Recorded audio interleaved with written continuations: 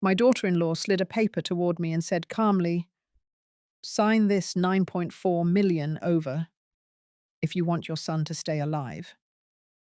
My hands trembled. My breath caught in my chest. I raised him alone. I gave him everything. How did love become a threat? And when I finally signed it, they thought I gave up. But what if that signature was never real? What if it was the beginning of something they never saw coming? I sat across the kitchen table from Elora. Her lipstick was too perfect for this early in the day. She didn't make small talk. She didn't even look at me like family, just slid the papers toward me, one red-painted nail tapping the top page. Her voice was flat, cold. "Sign here, Marjorie, unless you want something unfortunate to happen to Rylan." My heart stopped. The room went quiet except for the hum of the old fridge. For a moment I thought I had misheard her, but her eyes stayed locked on mine. She meant it. Every word. I glanced down at the paper. It was a transfer of assets. Everything in my name, all of it. My house, the trust fund, the lottery money. I hadn't told anyone about until last month into an estate management holding under her control. There was no sugarcoating it. If I signed, I'd have nothing. But if I didn't, she was telling me my son might be hurt. Or worse. I felt my hands go cold. My breath came shallow. My Rylan. My only son. I raised him after his father died when he was 6. I worked 2 jobs, packed school lunches at 4 in the morning, sat through every parent-teacher meeting, every football game. I was the one cheering loudest. And now his wife was sitting here threatening me with his life like it was a bargaining chip. I should have screamed. I should have slapped the pen out of her hand. But I didn't. I took the pen. My fingers trembled so badly I could barely write. But I signed. Not because I was weak, not because I gave up, but because the camera hidden inside my cardigan had already been recording the moment she said it. I slid the papers back to her. She didn't smile. She just folded them carefully like she'd closed a deal. Then she stood up, smoothed her shirt, and walked out. No goodbye. Not even a glance at the family photos on the wall. When the door shut, I sat there for a long time. The silence in that kitchen felt different now, heavier, like it was holding secrets, or maybe shame. I replayed her words in my mind, over and over, not out of shock anymore, but calculation, because in that one short exchange, Elora had revealed more than she meant to. The timing, the confidence, the paperwork already prepared. This had been in the works for longer than I realized, and that meant she'd made mistakes. People like her always do when they think they've won. I reached behind the spice rack and pulled out the second recording device. I turned it off. It had captured every second. Her voice, her threats, the names she dropped, including one I recognized from a newspaper article about a money laundering ring last year. I wasn't going to the police just yet. No, I needed more. Real evidence, patterns, timelines, something that would tie her to whoever she was working with. And I was going to get it. Quietly. Carefully. I walked back to my bedroom and opened the bottom drawer of my desk, pulled out the small black notebook I hadn't touched in 10 years. The last time I used it was when I helped an old neighbor track down who was stealing from her Social Security account. Back then it was just a hobby, but now it was personal. Elora thought she'd buried me with a signature.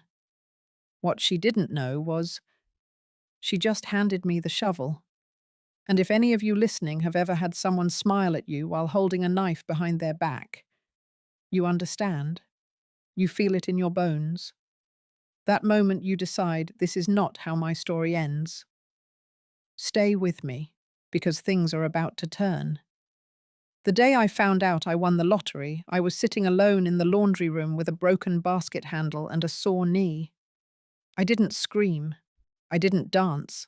I didn't even tell my neighbor who usually saw everything through her kitchen blinds.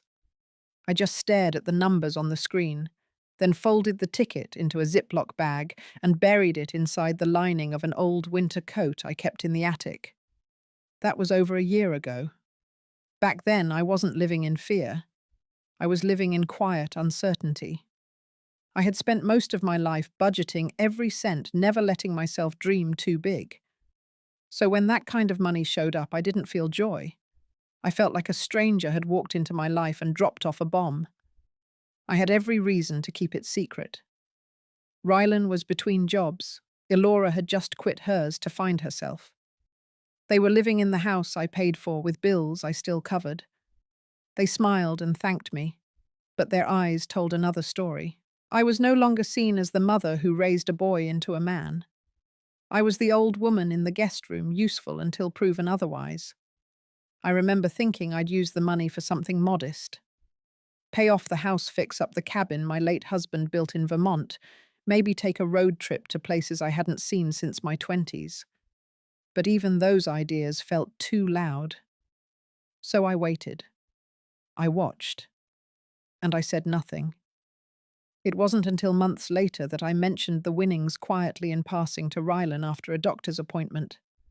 I told him I was considering setting up a small trust in my name, just in case anything happened.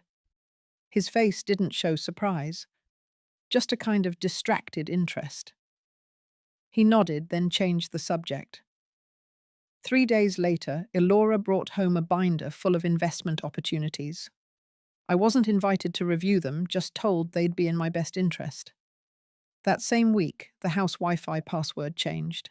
The kitchen grocery list moved from paper to a shared phone app that I couldn't access.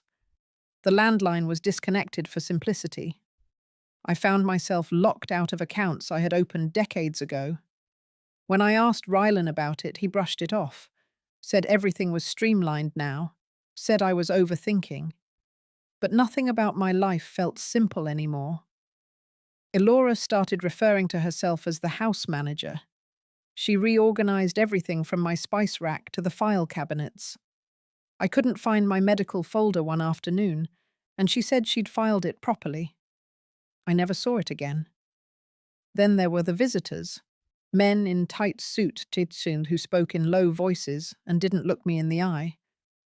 One of them left a metal briefcase on the dining room table and didn't come back for it until the next morning. Another parked outside for hours, engine running. I asked Elora who they were. She said they were consultants, and still I said nothing. I watched. I waited. I collected receipts. I wrote names and dates in a spiral notebook I kept hidden behind the dryer. I paid attention to who arrived and who lingered, to when the lights flickered in the basement, to how the garage door opened once at 3 a.m., even though no one admitted using it.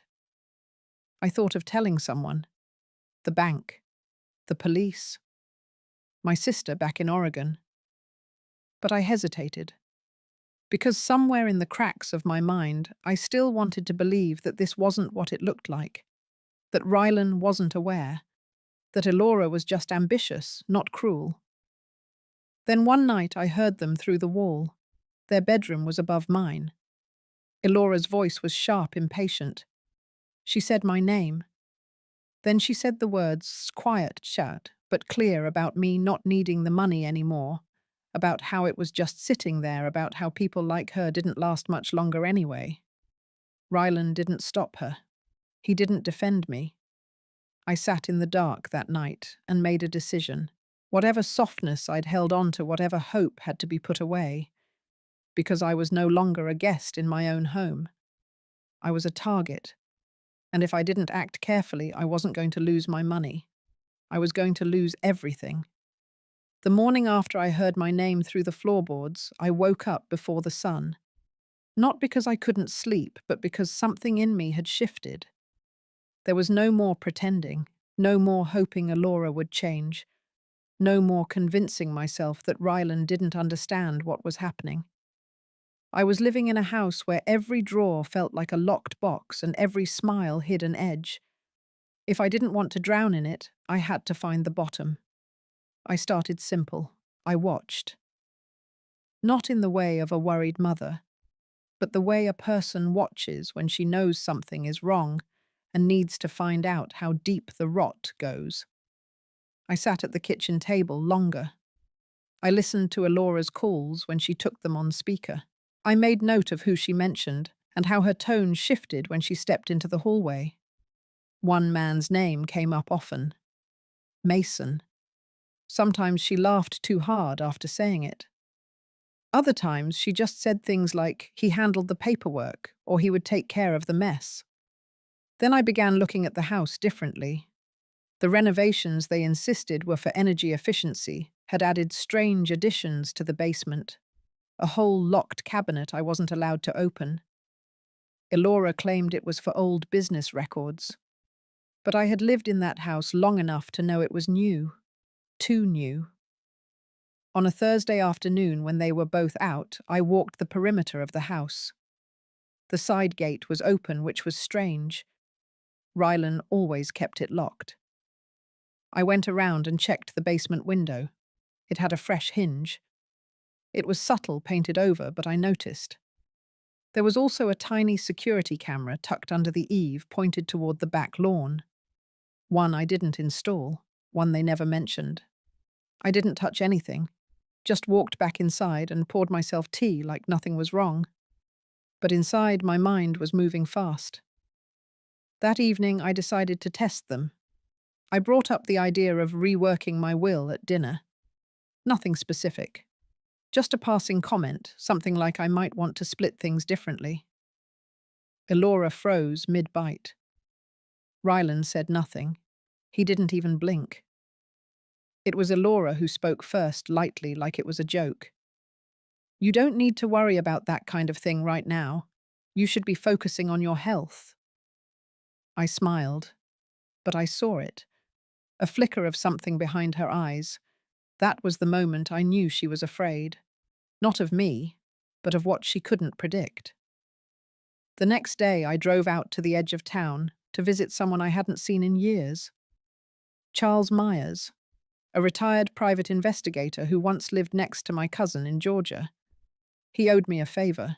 Years ago, I helped him bury his mother after a long illness when no one else in his family showed up. I didn't expect him to remember, but he did. We sat in the back booth of a quiet diner. I told him the situation. Not everything, but enough. He asked the right questions, the kind that didn't need to be spoken aloud. He scribbled names as I mentioned them.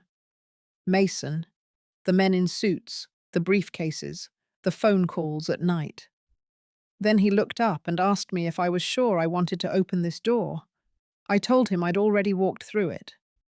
Over the next week, Charles began pulling threads. I didn't ask how, I didn't need to know, but I started getting texts from him at odd hours, details, names, photos. One image showed Elora at a storage facility on the far side of town. Another showed her in the same cafe with Mason handing him a thick envelope. But the most disturbing was a copy of a document with my name on it. It was a draft of a power of attorney I had never signed, already notarized with a date from 2 months ago. That was when the landline went dead. That was when they streamlined everything. I didn't show the document to Rylan. Not yet. Because if he knew and let it happen, I'd lose whatever shred of belief I still held in him. But if he didn't know, I needed proof for confronting him. A few days later, I found something in the laundry room tucked behind the furnace. It was an old backpack. Inside was a second phone, prepaid, burnt orange cover, no contacts, only recent messages. They weren't addressed to Elora, but the tone made it clear who had written them. References to transfers, deadlines. The phrase "your mother-in-law" repeated more than once. One message said, "She'll fold under pressure. Just remind her what's at stake." I stood there holding the phone like it was something alive.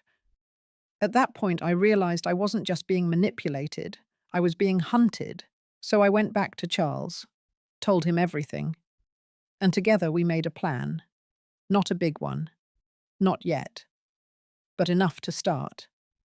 We were going to follow the money, track the names, and most of all, gather enough to make sure whatever they were building around me would fall before they ever saw it coming. The trap was being set. But this time I wasn't the prey. I was the one tightening the wire. The following week was a tightrope.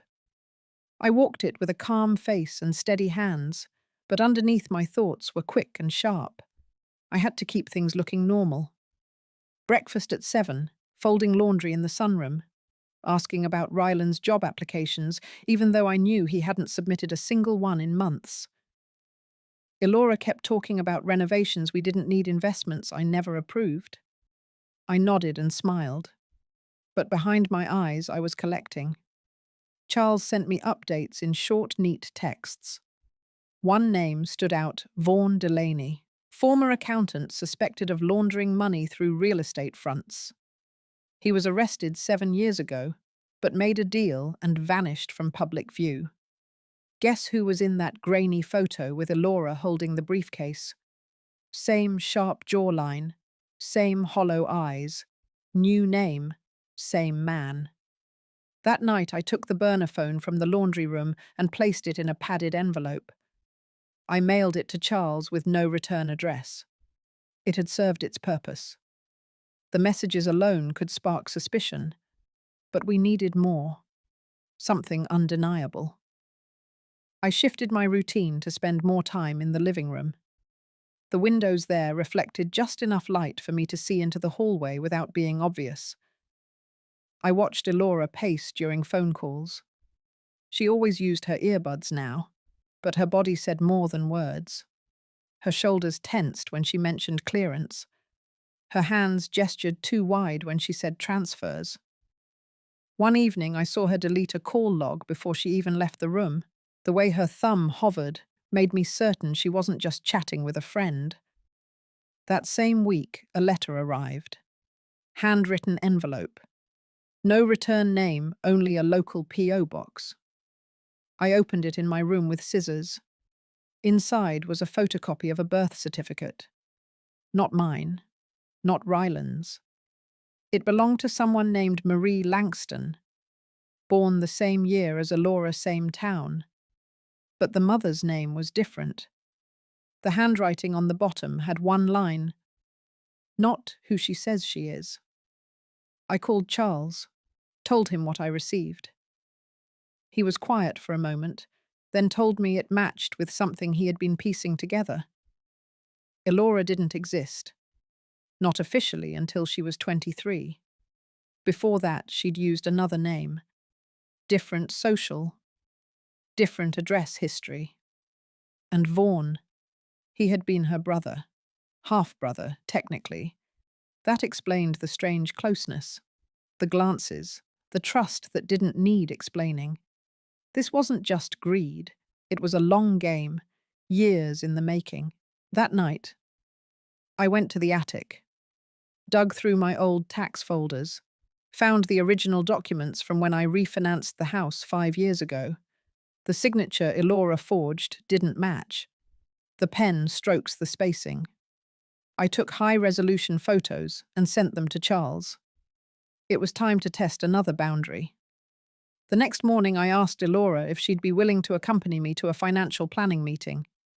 I said I wanted to adjust some things, prepare for the future. She paused, then smiled, said it was a great idea. She offered to set it up herself. 3 days later, we met at a high-rise downtown. The office was modern, all glass and soft furniture. The man waiting for us was clean-cut, polite. His name was Jerome, and he said very little. Elora did most of the talking. She presented documents I had never seen, charts, asset reports, a summary of joint holdings. I sat there nodding, letting her speak. Then I asked Jerome a single question, low and calm, whether he could confirm the original date those joint holdings were filed. His eyes flicked to Elora. She stiffened. He hesitated, then mumbled something about recent restructuring. I didn't press. I just smiled and said I needed a few days to review. On the way home, Elora was quiet. Too quiet. She knew something had shifted. That night, Charles sent me a short message. Just 3 words. It's all connected. He had traced a series of transfers from one of my dormant accounts. They moved through a series of shell companies, bounced through digital wallets, and landed in a property purchase in New Mexico, registered under the name Marie Langston, the same name on the birth certificate. I felt something cold move through me. They weren't just draining my money. They were building a life for themselves. Without me. I sat with it for hours, not in panic, but in clarity. My life had been hijacked by people who smiled at my dinner table, walked through my halls, called me family, and now I had a map. The next morning, I called my bank and requested a forensic audit. I used the words potential fraud. That was enough to trigger the process. Then I contacted a trust lawyer I used to know. Not local. Someone out of state. I needed distance. I needed precision. Rylan noticed I was busy. He asked if I was okay. I said I was just organizing some old files. He didn't ask again. I started printing everything.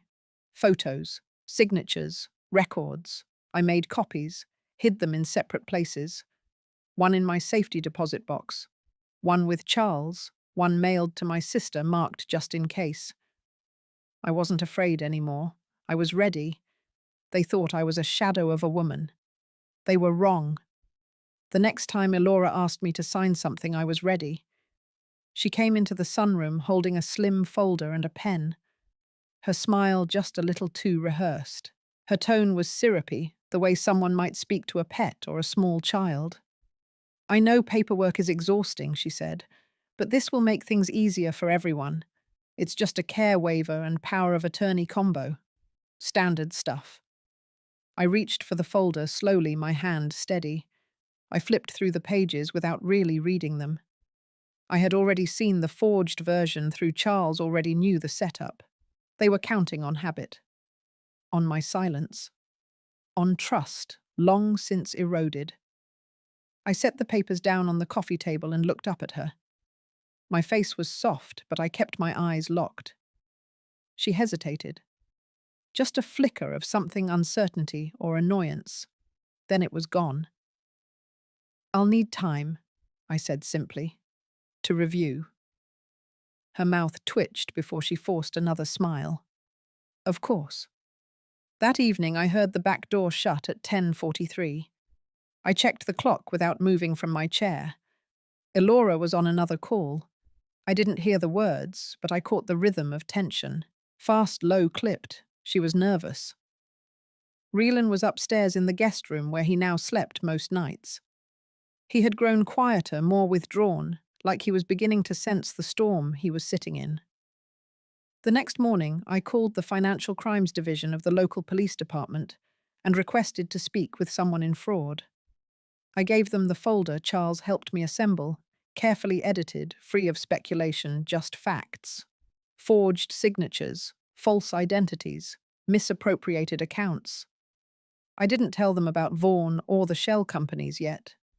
That would come later when it would matter more. The detective's name was Claire Renner. She had a calm voice and sharp instincts. She didn't overreact, didn't promise fireworks. She just listened, then asked for permission to investigate further. I gave her everything. Passwords, emails, the backup drive Charles helped me prepare. When she hung up, she told me 2 things: to act normal and to expect silence until they had enough to move. That silence lasted 6 days. In those 6 days, Elora brought up the documents again. She framed it as a favor to Rylan, said it would help streamline my estate in case of emergency. I nodded. I told her I appreciated her concern. I baked banana bread and asked about her yoga class. I let her think I was slipping back into softness. What she didn't know was that Charles had uncovered a recent deposit of $30,000 into one of the shell accounts, money pulled from my pension account, masked through a third-party platform and disguised as a care transfer. Elora had timed it to land just before the new month, so it wouldn't be flagged during routine reports. Charles traced it within hours. I printed the transfer form and mailed it to Detective Renner directly with a sticky note matched the signature. 2 days later, I got a message from her. A simple line. It's moving forward. That afternoon, I watched Elora pacing in the kitchen, her phone clutched tightly in one hand, the other tugging at her sleeve. She didn't see me watching. Rylan came down the stairs, rubbing his eyes, and she pulled him into the hallway. Their voices were low but tense. I only caught the tail end. Her voice rising, saying something about too late now, and you said she wouldn't fight. The next morning, Rylan avoided me. He barely made eye contact. When I asked if he wanted coffee, he said he had to run errands. His voice cracked slightly.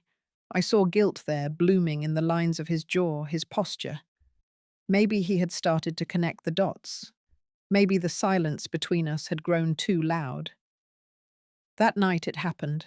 The knock came just past 8. Not loud, just firm. I opened the door to find 2 officers and Detective Renner standing behind them. She nodded at me with that same calm expression. "We'd like to speak with your daughter-in-law," she said. Elora walked into the foyer seconds later, barefoot, holding a glass of water. When she saw the uniforms, she froze. They read her the charges without raising their voices. Financial fraud, identity manipulation, conspiracy. She didn't speak, just stood there as if she had been unplugged from the world around her. Rylan came down the stairs, eyes wide, mouth open but silent. His knees buckled slightly when they placed the cuffs on her wrists. I watched him, not her. As they led Elora out the door, she turned once to look at me. There was no apology in her eyes, only disbelief, as if she had never considered I might win. I closed the door behind them. The hallway fell into a silence I hadn't heard in years. Rylan stood still for a moment, then sat on the 3rd stair step and buried his face in his hands. I didn't move to comfort him. I couldn't. My legs were steady, but my chest was heavy. The grief wasn't for Elora. It was for the boy I raised. The one who had drifted so far, I barely recognized the man left behind. I walked past him and poured myself a glass of water. I sat at the kitchen table as the sirens faded into the distance. Then, for the first time in weeks, I exhaled fully. It wasn't over. But the worst part, the pretending, was.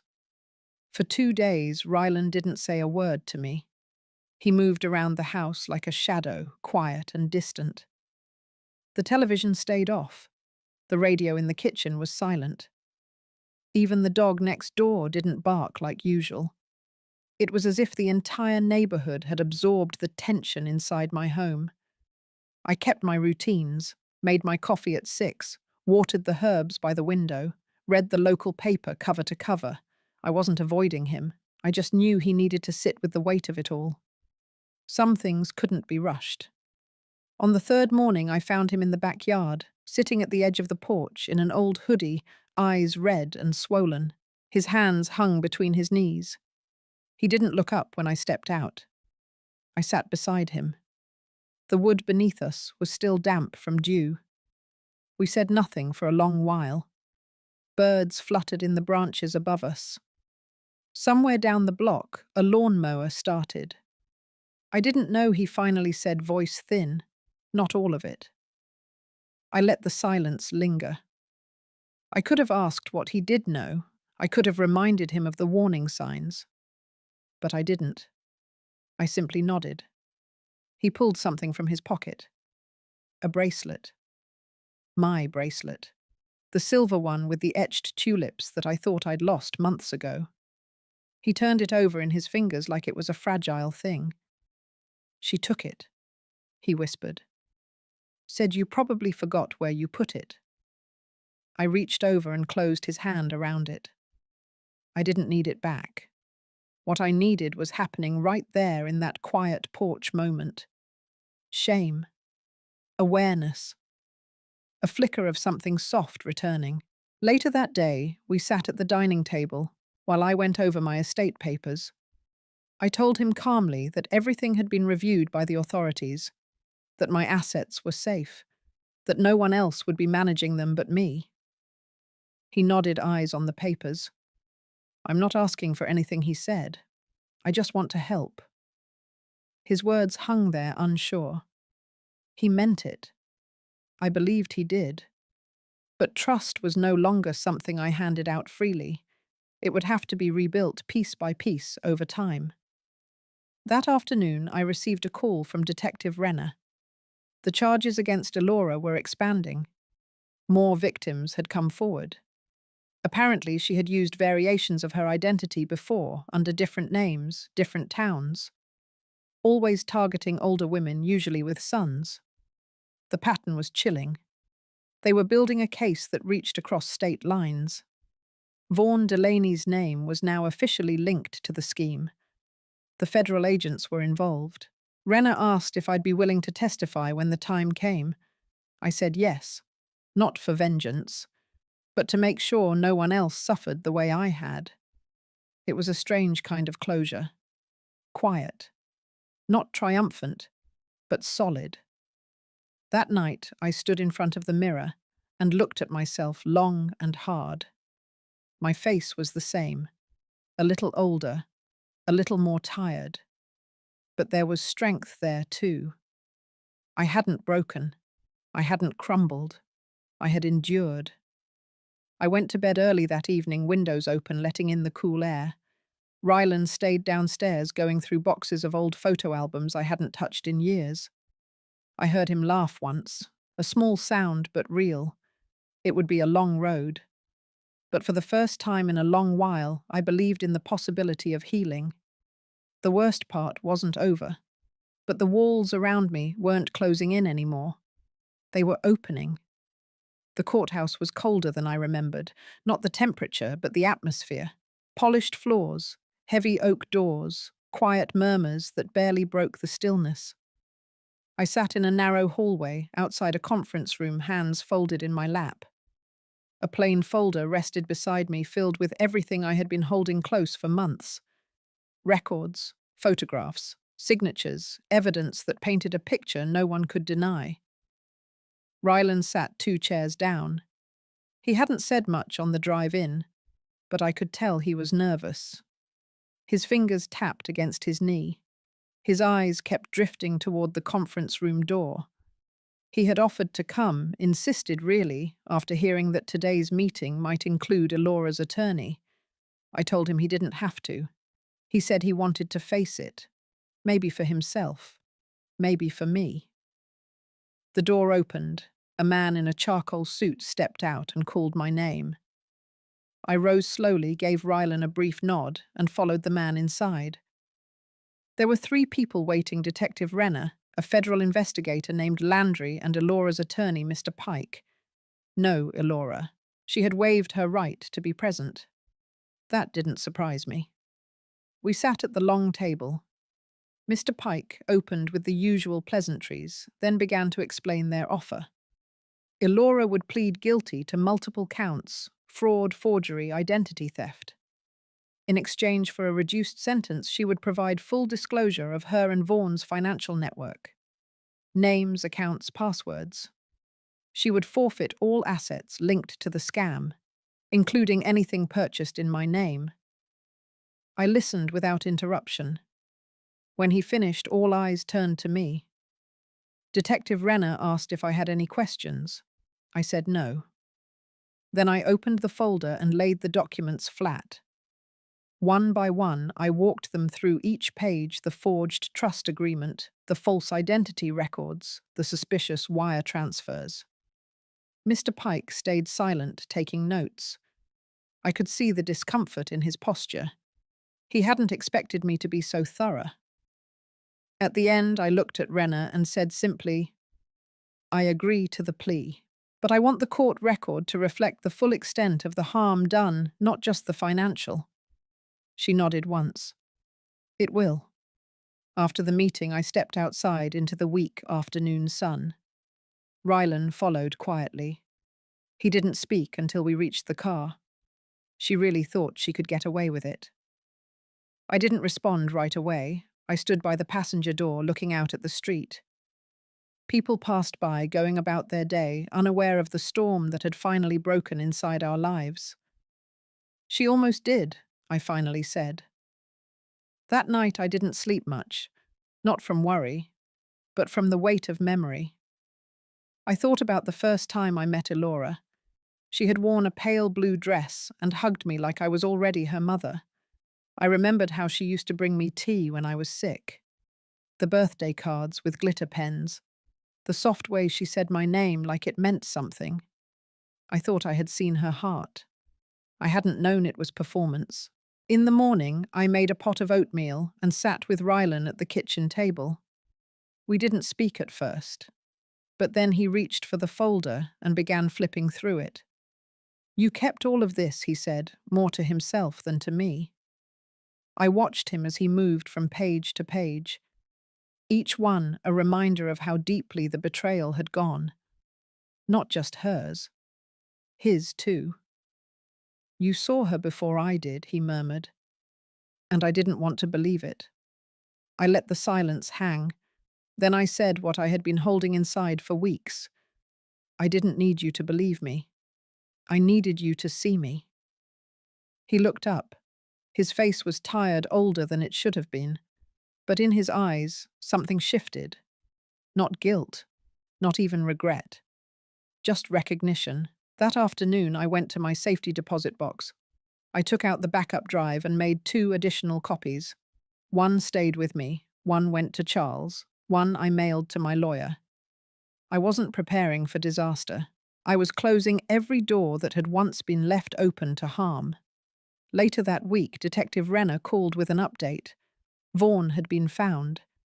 He was arrested in Arizona, caught using one of the alias identities Elora had helped him build. He was being transferred to federal custody.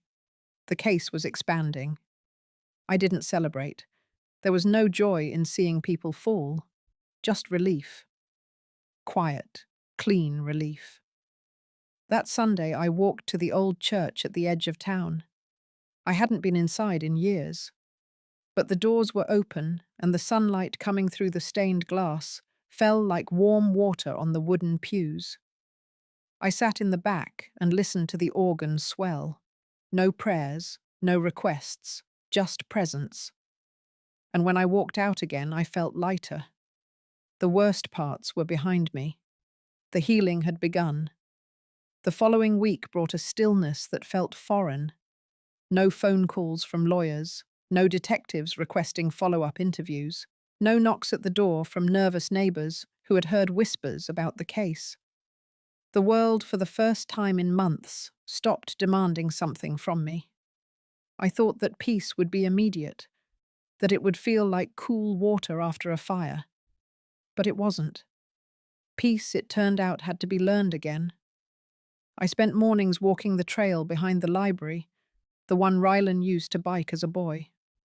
I'd forgotten how the leaves along the path caught the sunlight just so filtering gold across the gravel. I passed the same woman every day. A red scarf, headphones, quiet nod. Neither of us said anything. We didn't have to. There was comfort in the repetition. In the afternoons, I returned to my bookkeeping, not out of necessity, but out of discipline. Organizing files, labeling folders, updating passwords, rebuilding order in the parts of my life Elora had tried to slip into. Each keystroke was a quiet reclaiming. Rylan stayed close by. He cooked dinners, now simple meals, nothing fancy. He sat at the table every night without needing to be asked. Some evenings we barely spoke. Others he would bring up stories from childhood. One night he asked if I remembered when he broke his arm at the county fair. I had. I remembered it all.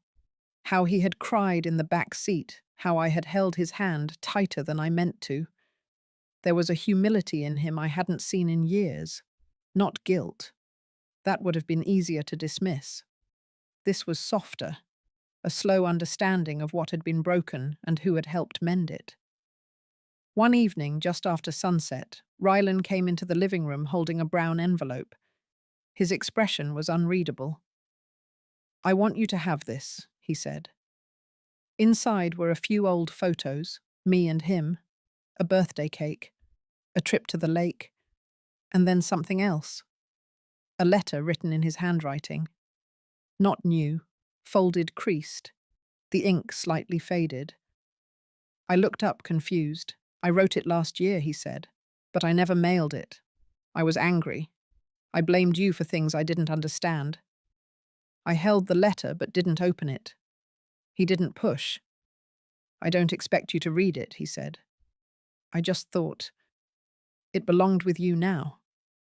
Later that night, after he went upstairs, I opened the letter alone. It was short, a page and a half. Angry in parts, but honest. He had felt abandoned after his father died. He had believed I focused more on work than on him. He had always wondered why I didn't remarry, why I didn't let anyone close. There was pain in the words, but also traces of love he hadn't known how to express. I didn't cry. Instead, I folded the letter back into the envelope and placed it in my desk drawer. Not to forget, but to remember the cost of silence between loved ones. How far it can stretch if no one speaks. The next morning I visited Charles at his office.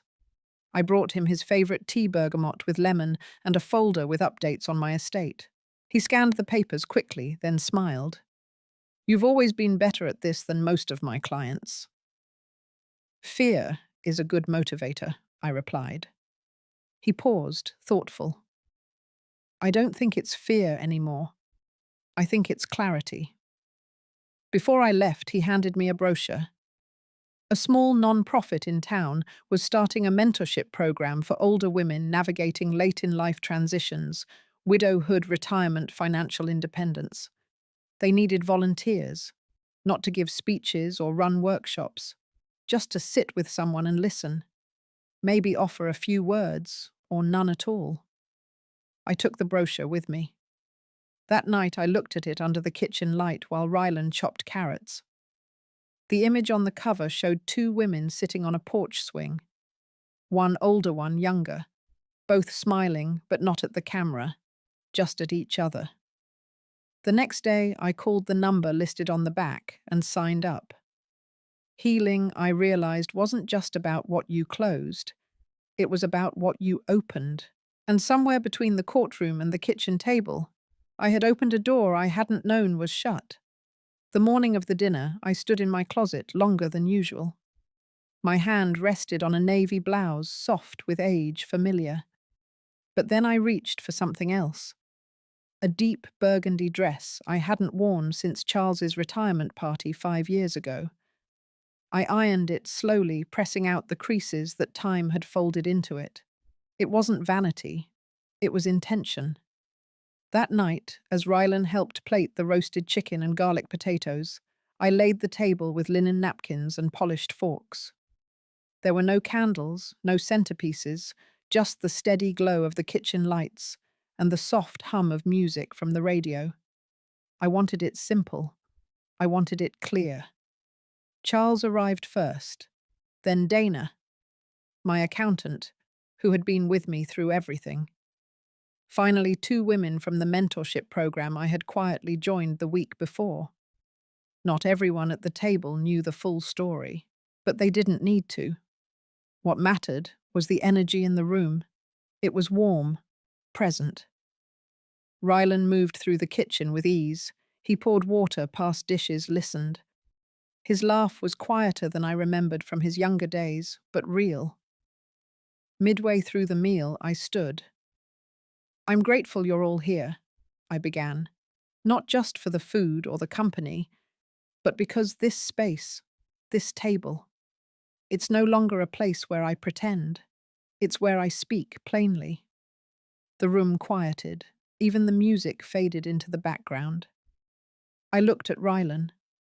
Over the past year, I was made to feel disposable, like my voice, my choices, my history had no value, and I nearly believed that. But I don't anymore. I reached for the small box I had set beside my chair and placed it on the table. Inside was a revised trust document, notarized with every detail of my estate, the one they thought Elora had stolen months ago. This, I said, tapping the lid, is the only copy that matters now. It's clean, it's final, and it's not what any of you expect. I turned to Rylan. I want you to have this copy, to hold on to it, not because of what's in it, but because I trust that you'll honor what it represents. Boundaries, intention, respect. His throat bobbed. He didn't speak. He didn't have to. I sat again, and conversation slowly resumed, lighter than before. Plates passed, stories returned. Someone asked Dana about her latest hiking trip. Laughter rippled again, but underneath it all, something had shifted. Not just for them, for me, that night. After everyone had left and Rylan had gone to bed, I sat in the quiet house.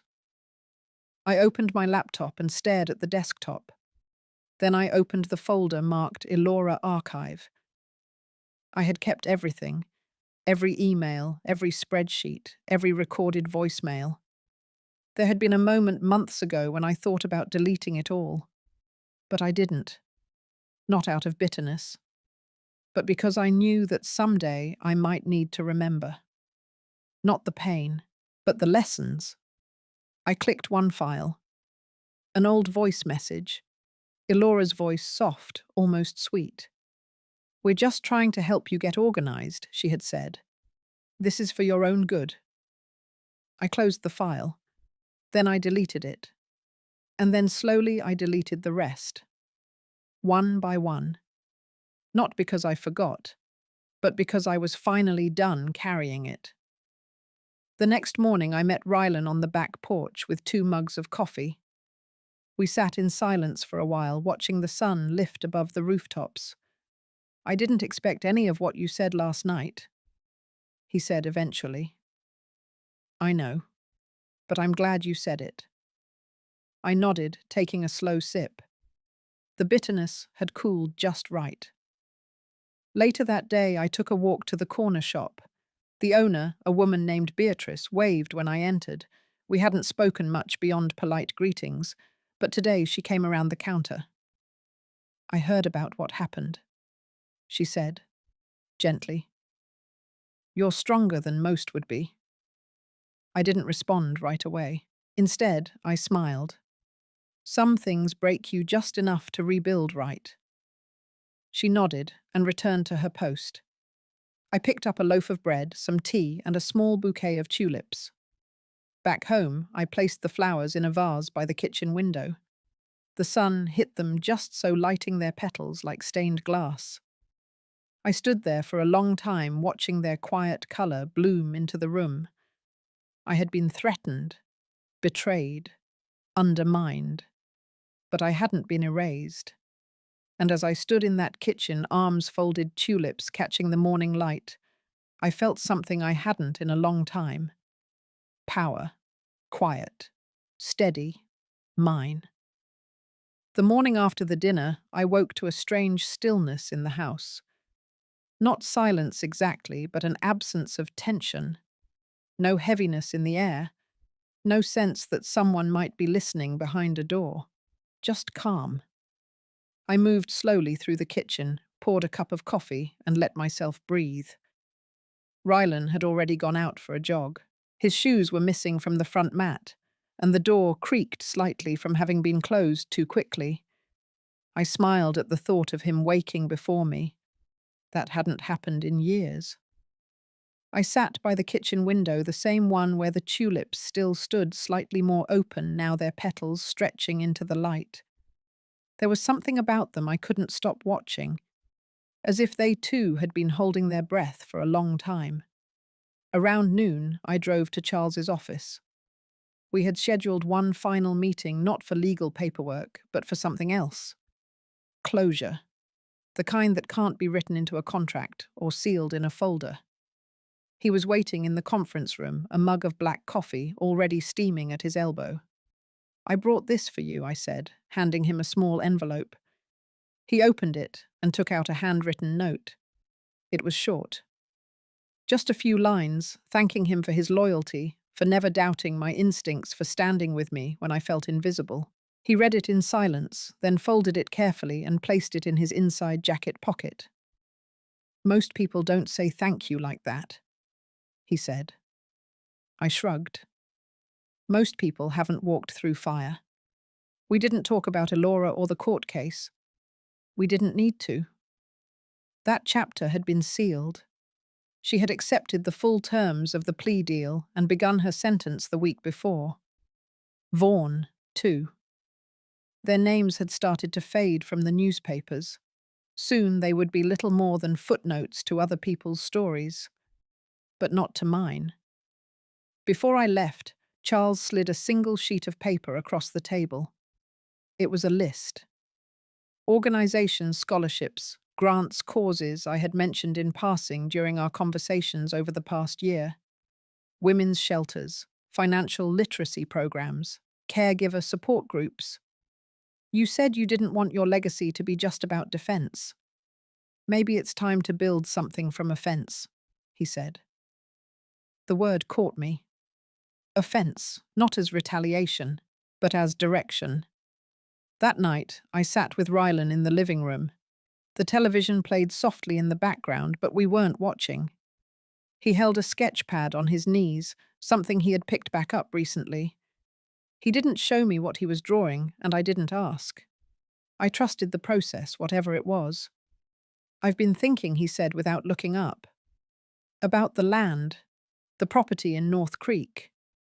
Maybe we could do something with it." I blinked. The land had been in the family for generations, left untouched since my father passed. It was beautiful, wild, remote. What kind of something? He shrugged. Not development, not profit. Maybe a retreat. A place where people could go when life kicks them in the teeth, where they could breathe again. I stared at him. "You sound like your father," I said. He looked at me, then eyes steady. "Maybe I'm finally ready to." We didn't talk about logistics, not yet. But that night, after he went to bed, I pulled out an old map and traced the edges of the North Creek property. I hadn't thought of it in years. It was just land, trees, silence. But maybe silence was what people needed. I ran my finger over the ridgelines and valleys, then circled a small clearing I remembered from childhood. We used to camp there when the summers were long and the air was sweet. I folded the map and placed it back into the drawer right on top. The next morning, I mailed a check to the Caregiver Support Fund Charles had listed, then another to the Library Foundation. Then I called Dana and told her we were going to restructure the trust, not to make it more protected, but more purposeful. That afternoon, I returned to the Mentorship Center. It was my third time there, and the woman I had been paired with, Jolene, was waiting with her tea already half finished. She was in her early 50s, recently divorced, living in her car while trying to finish a certification course. She didn't want advice. She wanted quiet. So we sat that way. Before I left, she said, "You make it feel like time isn't chasing me." I didn't know what to say to that, so I just nodded and placed my hand gently on her shoulder. That evening, I stood in the backyard and watched the light change. The shadows stretched longer now. Autumn was close. The air was cooler. The sky richer. In the stillness, I thought about how far I had come. From being seen as disposable. From signing away my care without anyone looking twice. From being laughed at for my trust. And now here I was. Not erased, not bitter, but rebuilt. By my own hands, by my own terms. The leaves had started to turn when I got the invitation. It came in a cream-colored envelope, thick paper, hand-addressed. At first I thought it was from someone at the mentorship center, but when I flipped it over, my breath caught. It was from Vaughan Delaney's mother. I hadn't thought about that woman in months. I barely remembered her face from the courthouse. But inside the envelope was a note. Short. Not quite an apology. Not quite a request. She wanted to meet. For a long while I stared at it, unsure if I should even respond. I didn't owe her anything. She hadn't wronged me directly, but her silence back then had been loud. Still, something in me needed to go. So I did. We met at a public park under a gazebo that overlooked a pond with ducks circling quietly. She arrived with a worn purse and a bag of cracked corn for the birds. Her hands were older than I remembered, her eyes even more so. We sat without speaking for nearly 5 minutes. She tossed the corn one small handful at a time. Her movements were mechanical, rehearsed. Then she said, "I never knew what my son was capable of." I didn't answer. I wasn't there to soothe her guilt. She went on. "When the news broke, I stayed inside for weeks. Couldn't face the neighbors, couldn't face myself. But I thought about you, what it must have felt like." Again, I said nothing. Let her carry the weight. "I just wanted you to know," she whispered. "He was a sweet boy once." And for a moment I believed her. But sweetness isn't enough, not when it turns into coercion, or silence, or complicity. She offered no excuses, just silence, and grief, and cracked corn. When she left, she pressed a small note into my hand. I didn't open it until much later. All it said was, "I'm sorry." Back home, I tucked the note away, not out of sentiment, but because I wanted to remember that even the ones closest to darkness sometimes feel the cold. A few days later, I visited the lawyer again. Not Charles this time, but a young woman named Felice, who had just opened her own firm. She specialized in elder protection law. We sat down and reviewed every detail of my legal standing, not because I doubted anything, but because I wanted clarity. Power without understanding was just another version of vulnerability. Felice was sharp, thoughtful. She didn't speak over me or make assumptions. She let me set the pace. When we finished, she said, "You've done everything right." I nodded. But it wasn't about right or wrong. It was about reclaiming the space I had once surrendered. That evening, I received a message from Jolene. Just 3 words I passed. Finally. I didn't cry, but I smiled so wide it ached. That moment didn't erase anything. It didn't fix the past. But it reminded me that progress doesn't always look like fireworks. Sometimes it's just a text from someone who once felt invisible. Later that week, I packed a small overnight bag and drove north to the land in North Creek. The retreat idea was still just sketches and whispers, but I needed to walk the ground again, to see if it still spoke to me. The trees had grown thick. The path was narrow, but still passable. I followed it to the clearing where we used to camp. The air was crisp, filled with the scent of pine and dry leaves. A hawk soared overhead, circling, then vanished into the treetops. I sat on a flat rock, let the silence fold around me. In that moment, I didn't feel like a victim, or a cautionary tale. I felt like a woman who had survived herself, and that more than anything felt like peace. Fall deepened. The air smelled of wood smoke and damp leaves, and the colors along the North Creek Trail turned rich with amber and rust. I returned from my short retreat with dirt on my boots and a calm I hadn't felt in years. Not since before Elora, before the waiver, before everything shifted. Reelan greeted me at the front door. He had cleaned the porch while I was gone. swept away the pine needles, replaced the light bulb that flickered last week, even hung a small wooden wind chime by the kitchen window. It didn't make much sound, just a soft click when the breeze caught it. He hugged me longer than usual. He didn't say anything about where I'd been, just nodded and carried my bag inside. I spent that afternoon baking, nothing fancy, just cornbread and cinnamon tea. The house smelled like the one I used to keep when he was little. I didn't realize how much I missed that until I saw the way he looked up when he took a bite. That evening we sat by the fire. I told him about the land, the way the light fell across the clearing, the way I imagined small cabins and quiet spaces for women who had nowhere else to exhale. He listened without interruption. Then he said, "I want to help you build it." Not out of guilt, not because of what he'd failed to see before, but because something in him had grown. Not fast, not loud, but steady. The next morning I called Dana. We finalized the trust restructuring. The foundation would have its own name, its own board. Reelan wouldn't be a beneficiary anymore, not in the old sense, but he'd have a voice. One shaped not by inheritance, but by understanding. That night I went through the last drawer of my desk. Tucked in the back was the waiver I once signed. The document Elora mocked, the one that nearly erased me. I burned it in the fireplace, watched the paper curl and turn to ash. It didn't matter that it had no legal weight anymore.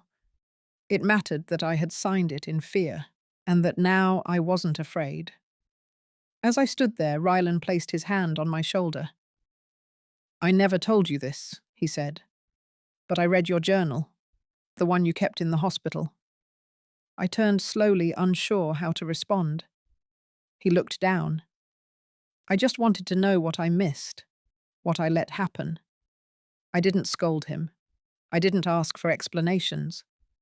Instead, I said, "Then you know I never stopped loving you, even when I stopped trusting you." He nodded, eyes wet. In that silence, we found something softer than forgiveness, something quieter, like respect being rebuilt brick by brick. Weeks passed. I stood in front of the retreat land again, this time with surveyors and a small team of volunteers. Some were women I'd met through the center, some were just curious neighbors. All of them had something to offer: time, labor, ideas.